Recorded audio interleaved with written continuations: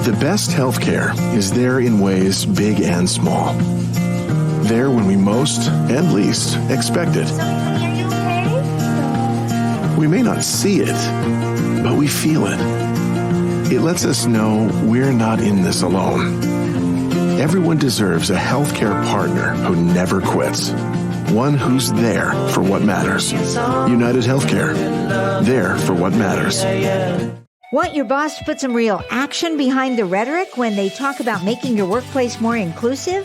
Find out how to hold their feet to the fire and demand diversity on the Diversity Dude podcast. Hello there, and welcome back to the Diversity Dude podcast. I'm your host, Lambert Fisher, marriage and family therapist, award-winning author, and national speaker on the topic of multicultural awareness and diversity.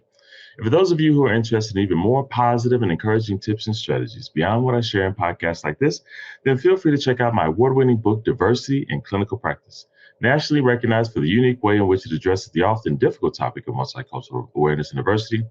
Designed for more than just therapists, if you're a helping professional in any way, Diversity in Clinical Practice can help you meet the greatest variety of cultural needs possible for those whom you serve, and it's available in paper and audiobook versions for your convenience. And whether it be through my one-on-one relationship building efforts as a therapist or my informing and empowering efforts as an author or speaker, know that my personal mission is to do my part to improve the world one strengthened relationship at a time.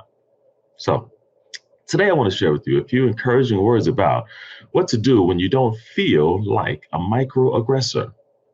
Now, similar to my most recent podcast message where I've had the pleasure of responding to yet another professional who took the bold risk of asking a question that had been previously received poorly in another environment.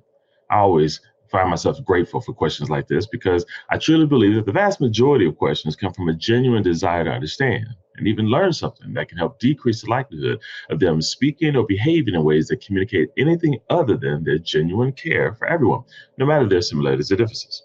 The question that was asked most recently was this: Lambers, why do you keep using the word microaggression in your trainings? I don't think that that's the most accurate word to use because I'm not being aggressive.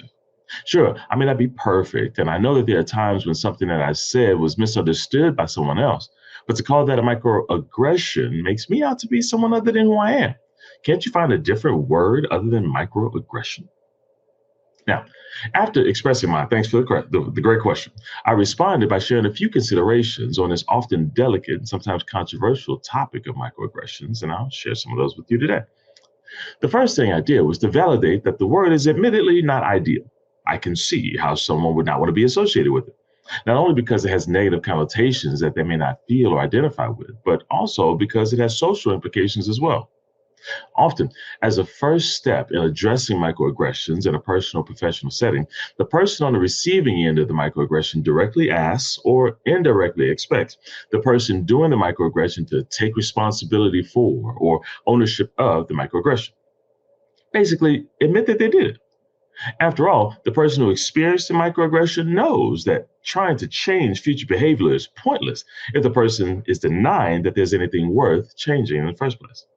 However, if the request for change uses a word like microaggression, then it can often go downhill very quickly. Not only because the person didn't feel or intend to be aggressive, but also potentially because they believe that ownership of aggression makes them out to be bad or racist or sexist or any other kind of person with social implications, including potential loss of friendships, co-worker relationships, or even one's job. One way to clear this up is to ensure that we mean the same thing when we're using a word. An academic definition of the word microaggression has been brief everyday exchanges that send denigrating messages that are often subtle in nature and often occur automatically or subconsciously. In everyday language, when you offend others without intending to do so. That's it. Based on this definition, it's perfectly understandable to consider that any of us can unintentionally offend someone at some point in time, without that being a confirmation that we're a horrible person. What it also means is that we have a continual opportunity, dare I say necessity, to learn as much as we can about people other than ourselves and make every reasonable effort to cause as little harm as possible on an ongoing basis. With this in mind, I encourage you to be a little more willing to own your potential contribution to a microaggression, knowing that you can still be a good person who also happened to use language or behaved in a way that conveyed an offensive message different than what was intended. Now, here's the key. What sends a more significant message to the offended person is not whether your offense was intentional, but whether you acknowledged it and then made intentional efforts to communicate or behave differently in the future to avoid having the same impact moving forward. Which leads to a second and more important consideration, that being the word microaggression focuses less on your intent and more on the impact of what was said or done. Most often, when people express issue with the word microaggression, they are emphasizing the word doesn't accurately express their intent. After all, they're not trying to be or do they feel aggressive. However, microaggression is easier to understand when it's put in the perspective of the person on the receiving end of the aggression. You don't have to feel aggressive for someone to experience you as being aggressive. From a marriage counselor perspective, I consider a husband who goes to hug his wife, and a wife says, "Ow, why did you forcefully squeeze me like that?" In response, the husband says, "First of all, forcefully squeeze makes me out to be a bad guy, like I'm abusive or something. And it is a misrepresentation of my genuine desire for how much I want to show my wife how much I love her." Do you think she then says, "Well, in that case, now that I know what you mean and that you've changed the words around, now I don't feel the pain anymore"? No, not only does she still feel the pain from what her physical bones experienced as forceful squeezing, but she also feels the disappointments of what seems like disrespect from her husband, who would rather argue words and convey that he knows how she feels better than she does, rather than own the impact that he had on her despite his intentions, and reassure her that he can modify his actions moving forward in consideration of her. And this leads to the third consideration, that being, don't let word semantics be prioritized over the impact you have on others. Just like in this couple scenario, oftentimes intellectual debates over words, such as microaggressions, convey the message that you would rather change the word describing what you did to hurt me than to actually change and stop doing the thing that hurt me. Instead, I encourage you to stay true to your reasonable intentions, and even if they're not readily seen, acknowledged, and valued, and focus instead on your response as it relates to acknowledging the impact you have on someone else despite those reasonable intentions. I've found that owning the impact of a microaggression toward others and initiating necessary change moving forward often frees the other person from having to double down on the need to get you to own that you're a horrible person for doing it in the first place. This is made even better when you show that you would rather change your behavior than fight about words, especially when those words are more a reflection of how they feel in their experience of you than a description of who you are, which otherwise would understandably be worth defending. My hope for you is that you'll be able to acknowledge the limitations of words such as microaggressions, see it for what it is and what it is not.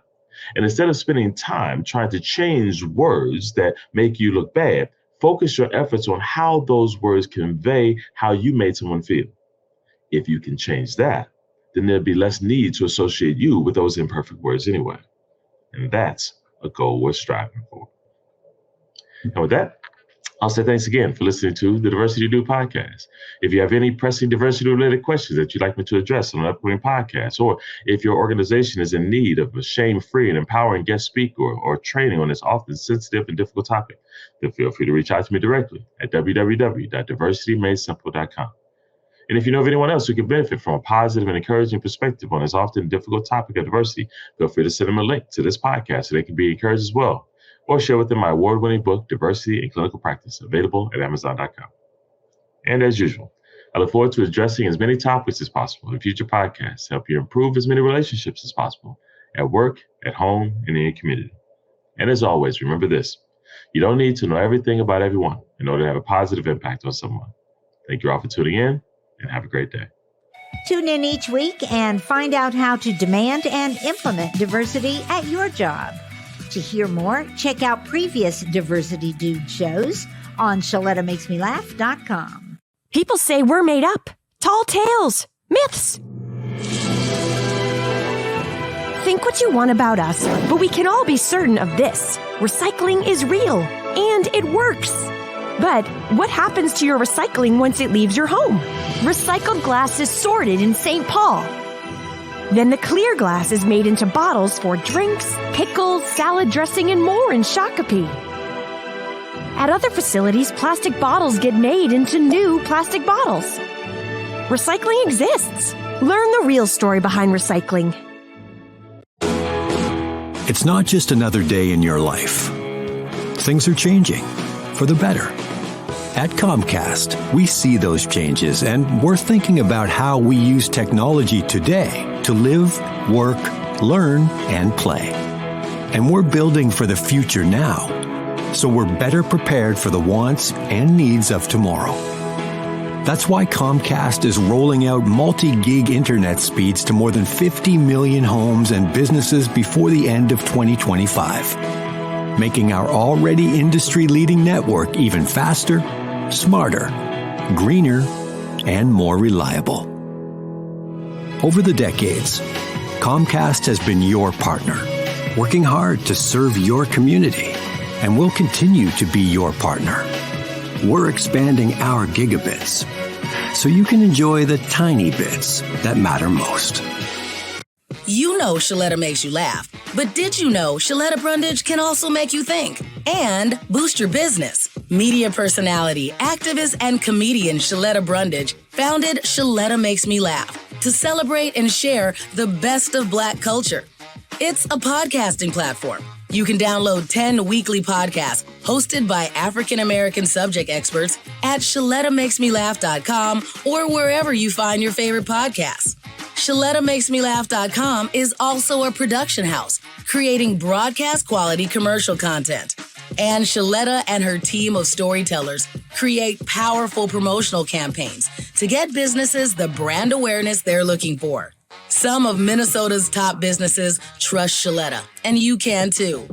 Get out the word about your events and products and get in front of communities of color with ShalettaMakesMeLaugh.com.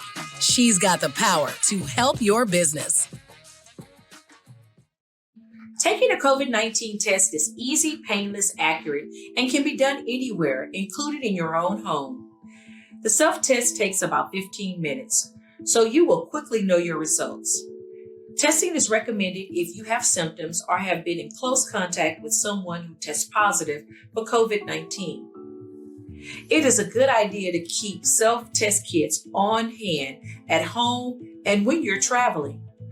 That way you're ready to test if you have symptoms or have been exposed to someone who has come down with COVID-19. Every household in Minnesota is eligible to order free at-home rapid test kits while supplies last. To get yours, go to sayyeshometest.org. That's sayyeshometest.org. The free test will be delivered to your home. If you do take a test and get positive results, isolate at home for at least 5 days. Seek medical care if your symptoms do not get better or get worse. And remember, staying up to date with vaccinations remain the best way to protect yourself and others. Are you a woman known as a good listener? Do you have skills in de-escalating situations? Are you what they call a people person?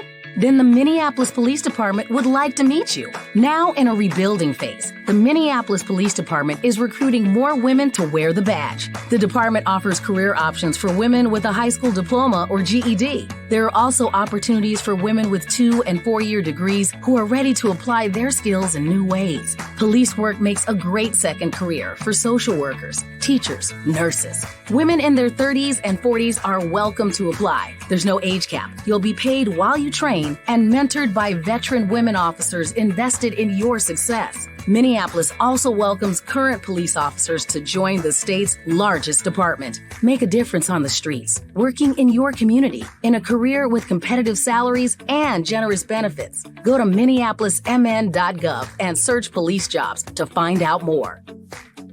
If you live in an older home, it may contain lead-based paint on walls, woodwork, and windows. Even more bad news, lead exposure can be dangerous to young children and impact their brain development.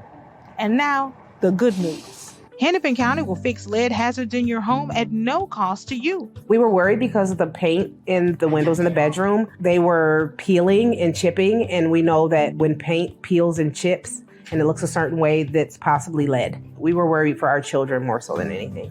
Eligible homes can qualify for up to $15,000 in upgrades. You may even qualify for new energy-efficient windows. Don't worry, Hennepin County has a trusted list of pre-approved contractors. You won't even have to find companies with correct licenses or certifications. I've just done a test and it's positive. So we know that this is lead-based paint, and then we know it's a hazard because it's creating dust every time this window moves and opens. And if you look in here, that's just full of lead paint chips. You won't have to stay with your cousin while you're getting the lead out. Hennepin County even pays for you and your family to stay in a hotel while the work is underway. The last good news is how easy it is to apply. Just go to hennepin.us/lead control to get started. I'm really happy with the program. We can go to bed knowing that our children are safe. That's hennepin.us/lead control. Tell your friends about it.